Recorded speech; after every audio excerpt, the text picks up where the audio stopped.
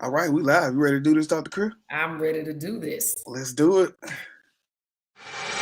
It's time for another episode of the Daily K Podcast on KTTV.com with your host, Kendrick Thomas.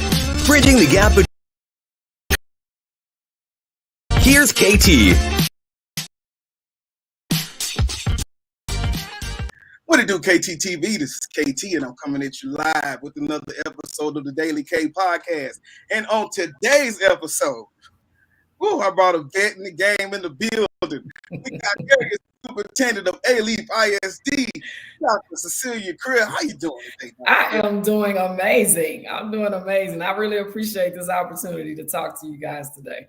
Look, like I said when we was off, this just like a master class with so much experience, so many accolades, just in the game of just caring about educators, leaders, and also young adults for so long. So looking forward to the conversation, everything you got to bring tonight. All right.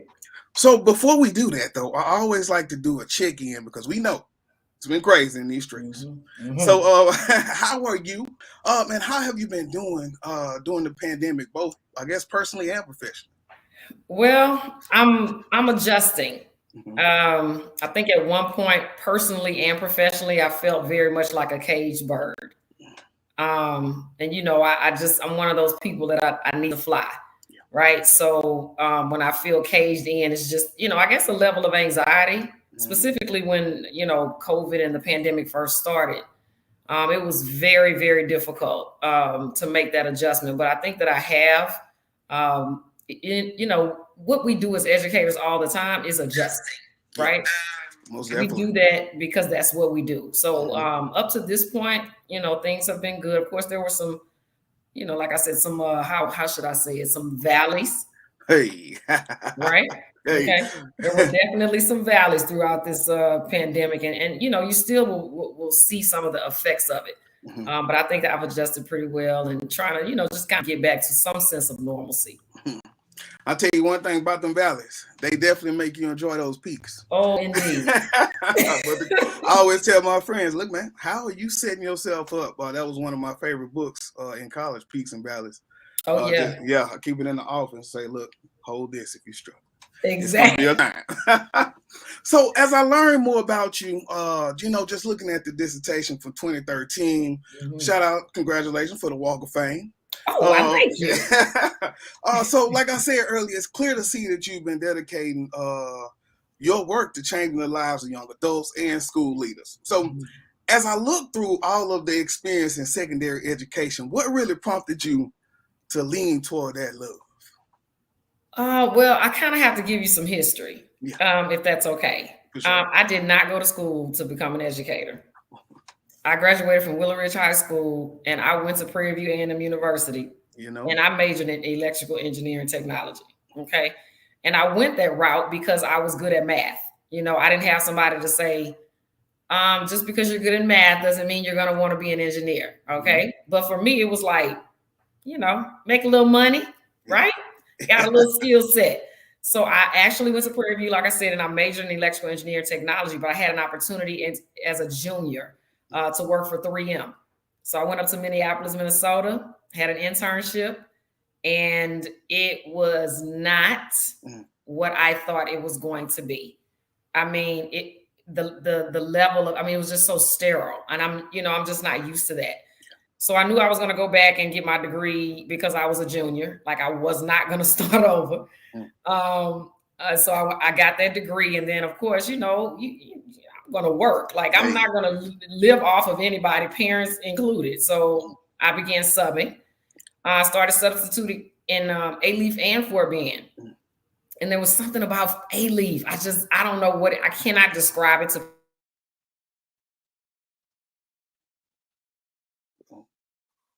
that technology, y'all. Started at there we go. Started at Hastings High School and Elsick High School. Come on now. After having a little short stint at Ollie Middle School, I knew middle school was not my spot. Okay. My personality is much more geared toward a high school atmosphere. So, like I said, I became a sub. I went back and forth between Elsick and Hastings and became a teacher. at Elsick, where I went through the temporary certification process. Yeah. Obviously, I had enough math hours, right? I was an engineering major. So went through that process, became a math teacher, loved it. Like, I mean, I've loved every part of my career. So I was a math teacher for 6 years, and then I became an assistant principal at Taylor High School. I was in that position for 5. And then I became an associate principal of instruction at Taylor High School. I was in that position for 5 as well. And now let me just tell you, and I want anybody out there to not allow, I guess, what people think is normal to deter you from whatever goals you have. Because what's normal, or what people would call normal, is that you have to go, exactly, air quotes, you have to be a middle school principal before you can be a high school principal. Like, you just do. Well, that wasn't the path God had for me, right? I went over to, first of all, I didn't even think I was going to get the job in Fort Bend. I just knew it was time for me to sit behind that interview table, because you get rusty. So, sit behind the interview table and kind of sharpen your saw. And I clearly, I guess my saw was sharp, because it was literally the next day where they were calling for me to become the principal at Bush High School. So my career the entirety has been high school. And I just love, I said, that atmosphere, because you get to, you still get to see kids grow, even though, for most people, they think, oh, that's the big kids now. Well, they're still kids. But you get to see them from 9 through 12. You get to experience that extracurricular, which is where you really get to build connections with kids. And so for me, high school, it was my spot. And it was written. It was written. It was written.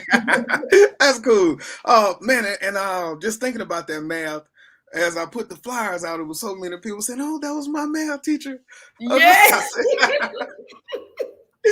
I say, oh, man, that is cool. But, it's nothing like being able to see students. Like, some of these people work in the district. So, just coming back and saying, hey, I remember. Absolutely.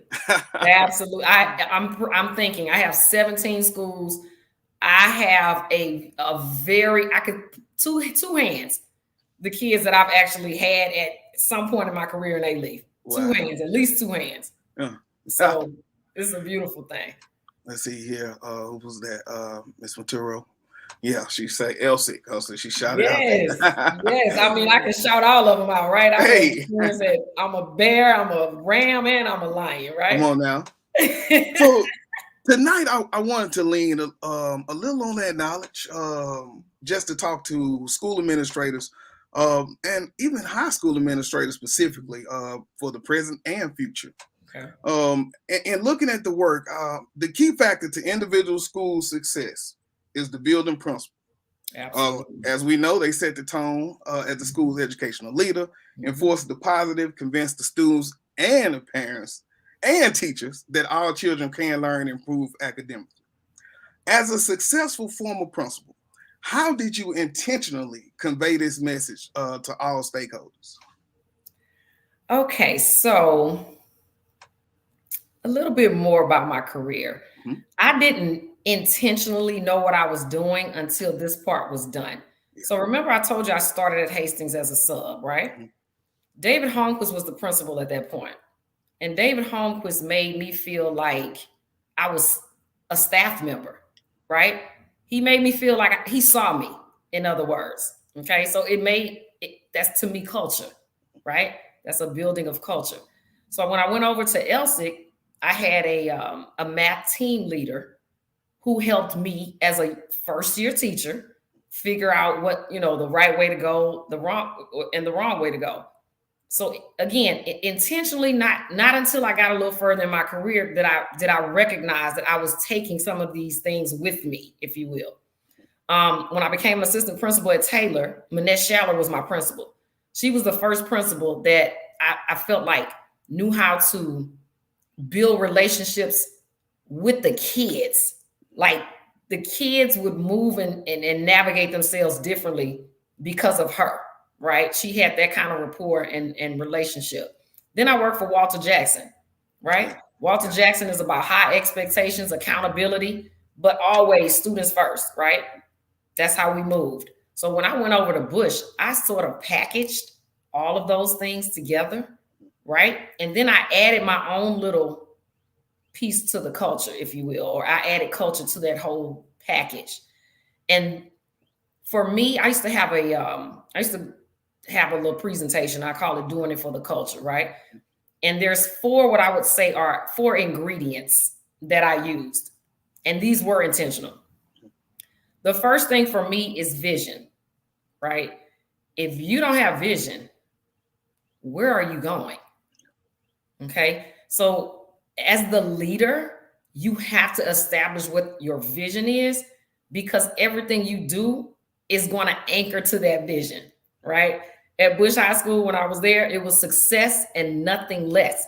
That was the vision for every single kid that walked in the doors. My expectation was that we added value to every kid. Success looks differently for every kid, right? But whatever it looked like, it's our job to help them reach that potential, whatever that potential is. So vision and success, nothing less for me, they heard that every single day. The second ingredient to this building of culture is repetition, right? Every single day you hear, welcome to Bush High School, where we expect success and nothing less. Every time I had a parent meeting, welcome to Bush High School, where we expect success and nothing less. Anytime I had kids in front of me, freshman orientation, welcome to Bush High School, where we expect success, nothing less. And I would go into what that really meant, right? Because I strongly believe that in every decision I made was about whether it was going to help kids be successful, because it's nothing less will do, right? So for anybody that's out there, your vision, I wanted when I left Bush and when I was, I guess, entering Bush, I wanted it to be a school that I wanted my own kids to go to. Okay. So a part of my upbringing is that structure, right? So the high expectations and accountability came very naturally for me. It was, I don't know, like I said, it was natural for me to give people expectations. And as you do that, you can't just give expectations. You got to circle back and inspect, right? And you have to have those hard conversations when expectations are not being met. So I would say vision, right? Repetition, that's the second ingredient. The third ingredient for me was visibility and presence. Oh, Dr. Crear was everywhere, right? Because I'm expecting you to still meet this vision when you're on the track, when you're on the field, when you're at McDonald's, right? All of the places that you go, you represent Bush High School. And that was something that, again, repetitious. Every time I had kids in front of me, that's what they heard from me. I would give them examples and I would talk to kids, right? When they're in high school, they need their principal to talk to them. I would tell people there's no way the kids don't know who their principal is. If they don't know me, that means they just got here yesterday. Yeah. Because, right, I'm in the mix. Yeah. And to make sure every kid knew who I was, I would orientate them no matter when they started. If they started February 2nd, I had an orientation with them in my office for them so that I could explain to them how we do it, right? That's culture. This is how we do things at Bush High School. The last piece to that puzzle, or the last, I guess, ingredient is relatability. And so a lot of my culture building was with kids because it was more of them than it was of us. So if I could get kids to understand the vision and the culture and what we were trying to do at Bush, we couldn't lose, right? And so that relatability piece, being able to relate to kids, showing up to these baseball games, soccer games, basketball, like showing up, orchestra, theater, whatever, showing up just to be able to say, you know, I saw you, I see you. Kids, they respect that, right? And so they know that the things that I was asking them to do was in their best interest. And so they jumped right on. It wasn't a hard dib for me, if you will. Mm-hmm. Now with adults are very different. Yeah. Adults, I use the same ingredients, but just kind of, I guess, in a different way. But again, they heard the same things that the kids heard. This was, nobody could have gone to that school for as long as I was there and didn't get it, right? It was understood. This is how we move. This is what we do. We expect for our kids to, right? We expect them to be successful. And it's our job to make sure they do that. When I hired, it's important to hire people that understand the vision and the direction that the school is moving in. And even in those interviews, you have to ask questions that lend themselves to determining whether that's true or false. Because we know how interviews go, right? You want to say all the right things. Yeah. So you have to be very, I guess, intentional about the questions that you ask people to determine whether these were the right people that you wanted on staff. I believed in building teacher capacity, right? I can't do all this by myself. Remember, I'm the tone setter. I can't run the whole race. Yeah. Right? So you have to build capacity on your campus in order to move that needle, if you will. That was very, very important to me. Collaborating with people, and not just in my building, but outside of the building, right? To determine what kind of decisions we needed to make that were in the best interest of our kids. So, and a lot of that is, some of those things are in my actual dissertation. Some of those strategies. Yeah. But for me, like I said, those were the 4, like the ingredients to building that culture. I'm going to stand on culture, because I think, like a farmer, you know how a farmer, you got good soil, right? You're going to get a harvest, right? Keep it going. You're going to get a harvest. Okay. So for educators, culture is the soil, right? And if we want our most bountiful harvest, we know we have to continue to work on our culture. And now when you moved from the campus, like to the director position, or even the position you're in now, how do you because right then you control the reins. That's right. So then how was it pulling back and now having to convey that to 20, 30 people? Okay, so I had a little stint in between, which was helpful. I was very nervous about leaving the school. I will be very honest with you. I knew that my time, or I had reached my glass ceiling really at Bush, and I can get into that story a little bit later. You may have a question for me that helps me kind of convey that message, but God had a plan for me to wean me, if you will. So I became an executive principal, right, over a feeder pattern. So I didn't have the stress of being the principal. I was coaching principals, 1 high school, 1 middle school, and 4 elementary schools. So it gave me, like I said, a weaning where, I didn't know the kids as much, but I still was on the campus, that kind of thing. And then when I went into the executive director position, then it became very much, you're leading principals, right? So I would say that when I kind of rolled over in Fort Bend, right? People knew me. They already kind of knew how things would go. But I would say I was very intentional coming back to A-Leaf, because people knew me, but they didn't know me in this role. Yeah. And so I went and I actually did a tour before I started, where I went to meet everybody that I didn't know. Like any principal that I did not know, I made an effort to see them, just to introduce myself. Secondly, once I found out who my campus leaders would be, I had one-on-ones with each one of them. And guess what we talked about? We talked about expectations. What are your expectations of me? And then let me share with you what my expectations of you are, right? I came in with, I always have some little quip, if you will, right? So it was area B, about our capital, BUSINESS, about our business, right? So everything I do, it anchors to that, right? Is it about our business? And the business is of kids. The business is of making sure our kids get the educational experiences that they deserve at the end of the day. So those are things that it's on my signature. It's something that I say all the time. The principals have gotten used to that as well. We did a retreat just so we could kind of bond as a team. And so they could again see me in the light of, I'm leading you as the leader of your building, right? And trying to build that culture just between the area, which is more difficult because you're dealing with principals from middle school, high school, elementary, right?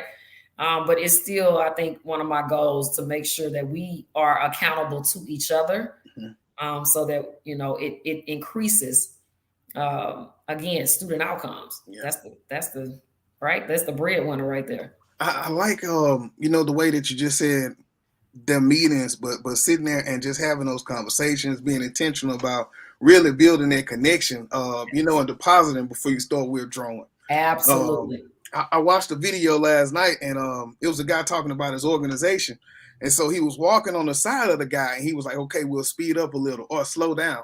And so then he said, okay, now stop, face me. And then he put his hands and started pushing, so now they're pushing back. So he said, look what happened. As long as he felt that I was walking right with him, I got him to do anything that I wanted him to. But when I got ready to push on him and he felt that I was pushing, he started pushing back. And he said that's how it works inside the organization. Like, absolutely. Man. And you know this, relationships are everything, right?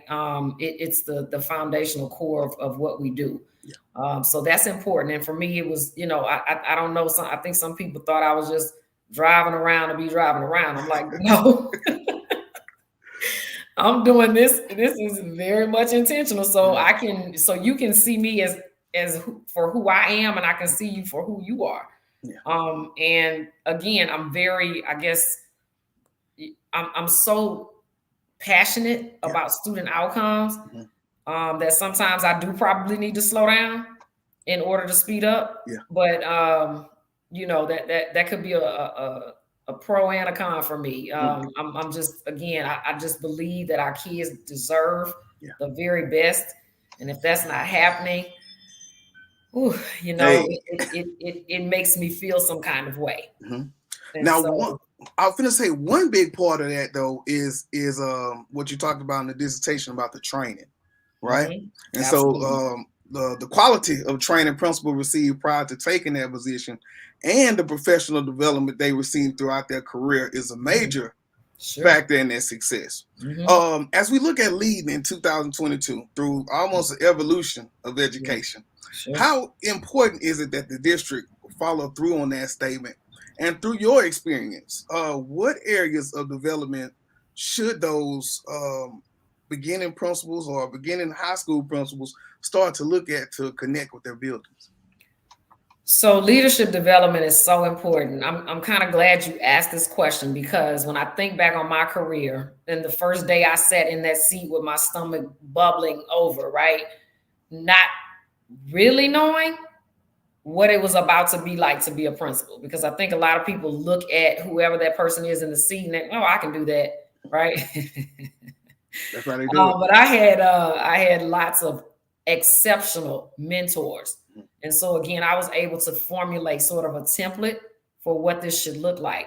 But I think now, with there being so many more challenges, it's going to be important for, I want to say, just districts as a whole, just districts around the nation, to come up with a position that's sort of like a principal coach. Okay. We're going to look at some things like that for A-Leaf, but you need somebody there with you, literally day to day in the background. Now, you're still the principal, but it's like the team behind the team, right? You need somebody there with you on the daily to help guide you, at least for the first semester. If the world were mine, that would be what I would do. Have somebody there the first semester, and then that second semester kind of, do that gradual release. Because I think we all take from our experiences, but sometimes those experiences don't translate over into what leadership needs to look like for a specific campus. So again, if the world were mine, I would have somebody that has, some credibility, that's done that job before, to actually sit with that person. Because as an assistant soup, area soup, it is very difficult to get to sit and really coach principals that need support with leadership development because of everything else that's happening.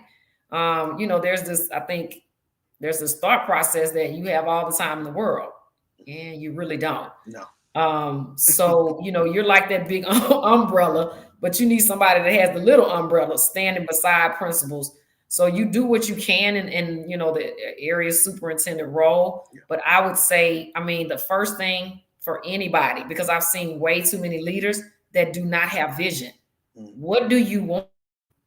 Right? If you don't have vision, you are anchoring to absolutely nothing. And you are literally like drowning probably and just grabbing for anything you can grab for because you don't have an anchor. Your vision is your anchor. That is the first thing you have to have. You have to have an entry plan. What are you going to do the first 30, 60, 90 days? Like really sit down and think about that. And that's what that principal coach could help new leaders with. What happens when, right? They have that person there that can help them kind of navigate that situation. Our schools are in such challenging times with this learning loss and how do you get it all done? There's an art to delegation that our new leaders have to have some sense of, if you will, because you can't do it all.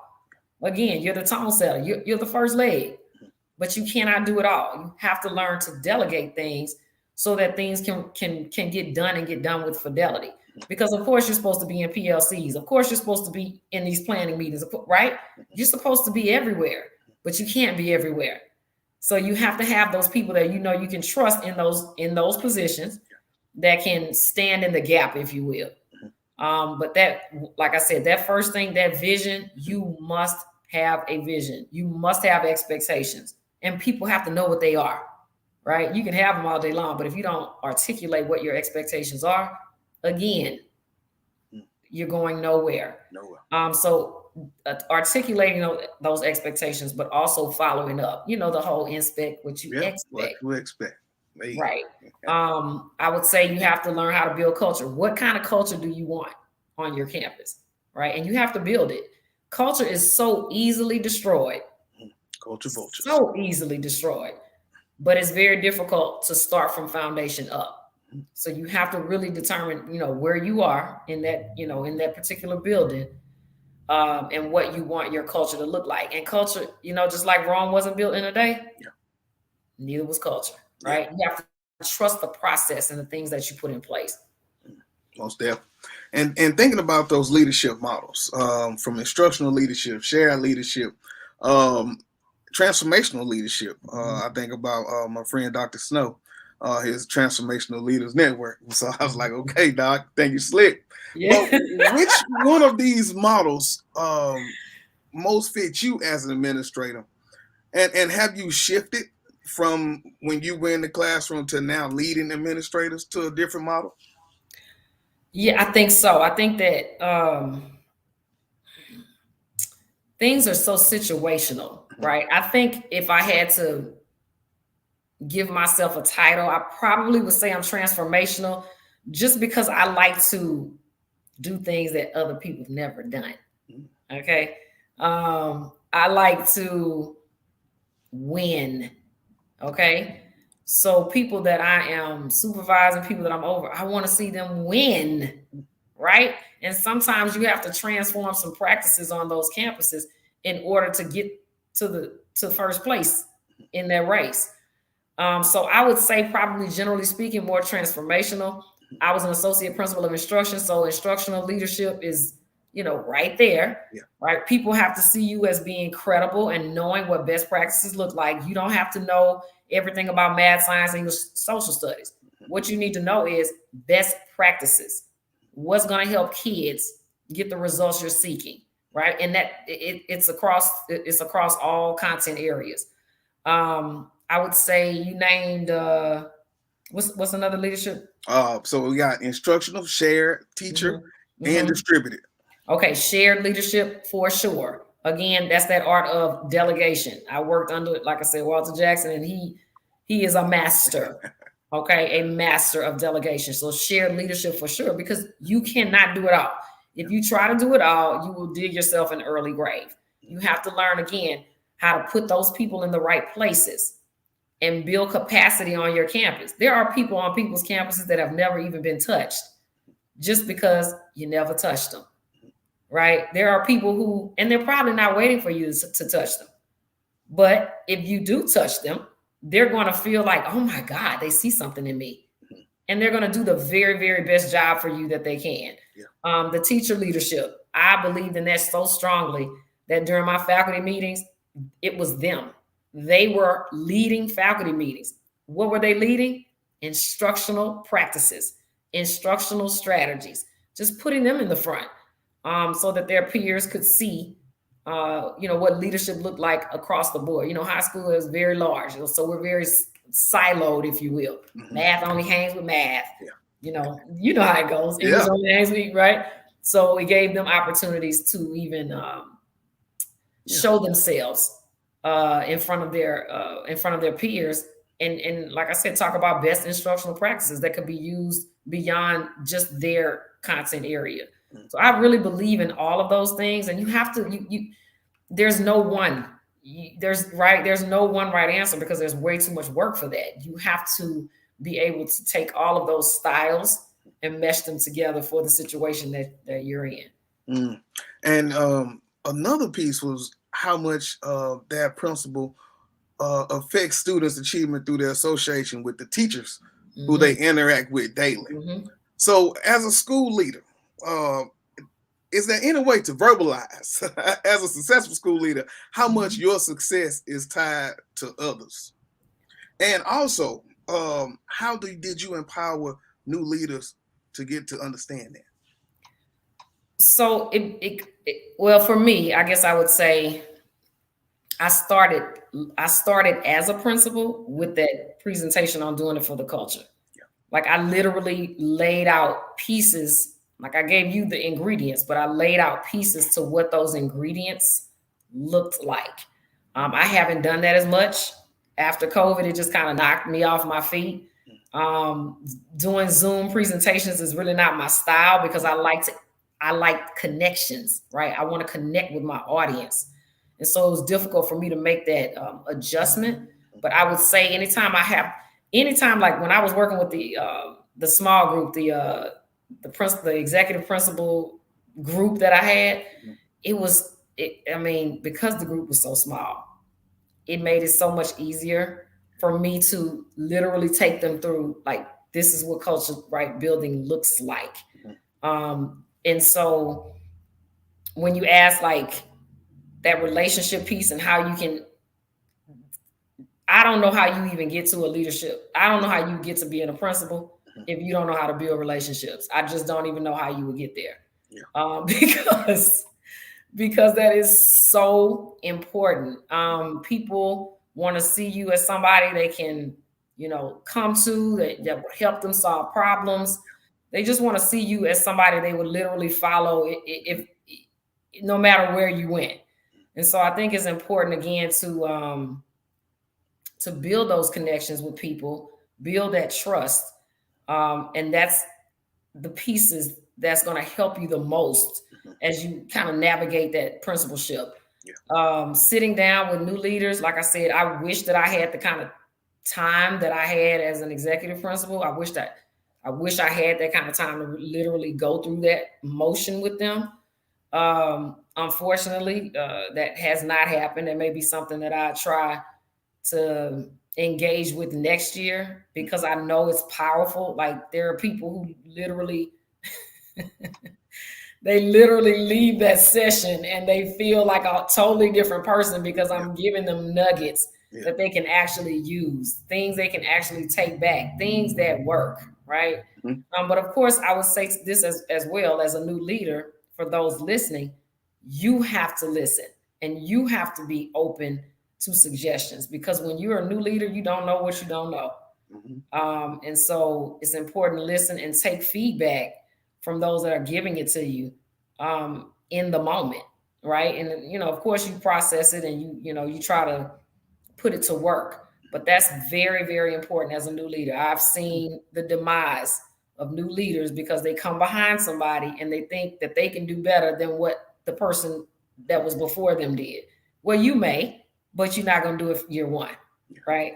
So it's important to stay humble in that respect and learn along the way. Yeah. I would say to you, your tribe should be people that are resourceful, or you can call on them, when you need to. As a new principal, I think it's very important to surround yourself with people who are going to not just agree with you every time, but give you some real, real life. No, that's not the route you need to take. So I would say that as well. New principals coming in. Now, when I talked to HD on the podcast, I told him we talked about connecting to the students and making relationships and bridges between colleges. So, he talked about like the Nebraska. And so I said, yes, but how do we go to Prairie View, or how do we go to TSU and begin to bring in more leaders that really connect with those kids on that deeper level? And so I pose that question to you as a fellow Panther. We do produce productive people. So how do we go inside of those schools and build those bridges like we do with the Nebraska or something like that?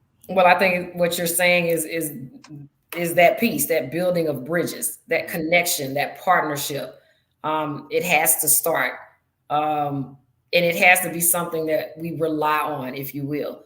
Now, I'll go back and I'll say this. This is really not a new subject. We have for decades and probably centuries at this point seen a missing piece in education. And I'll just speak and say with African American males, our kids need to see that. So before we even get to the university, we have to determine how or what it is we're going to do to even attract people to our field. And I don't have an answer for that. I hope that somebody out there actually does. I don't have that answer, but to me, it starts way before they even get to the university, right? Like, what are we doing even in our high schools to sort of send kids that direction, or what are the universities doing? What is anybody doing to help us in our state of education? You know as well as I know, everybody that's listening, we are losing teachers left and right. They are leaving the field in droves. And so, like I said, I don't know have the answer, but we're going to have to get very, very creative to bring in those high quality applicants, because we can't do any of this work without high quality and effective, highly qualified and effective teachers in the classroom. We have to have that. And so, of course, the partnerships with our regional HBCUs is important. That collaboration is important. But we were even in a meeting today where the universities are not even like, people are not, they're not signing up to be education majors, we're in a very difficult spot. And like I said, I don't know the answer to this. People always say, oh, more money. Well, I don't know about that. I don't know if that's really the true answer. I'm sure it helps. Right? It helps. But I think in a world of now being so cognizant and so openly to talk about your well-being and talk about wellness and take care of yourself, if people see it as stressed out, the money is not important that much. There you go. There you go. So there's a lot of, I think, structural things happening with our field that's preventing us from being, the field of choice, if you will. And that's unfortunate because we have to educate our kids. But we need the best people in place to do that. So that's a great question. But right now I do not have the answer. If you did, we'd be rich. I would, exactly.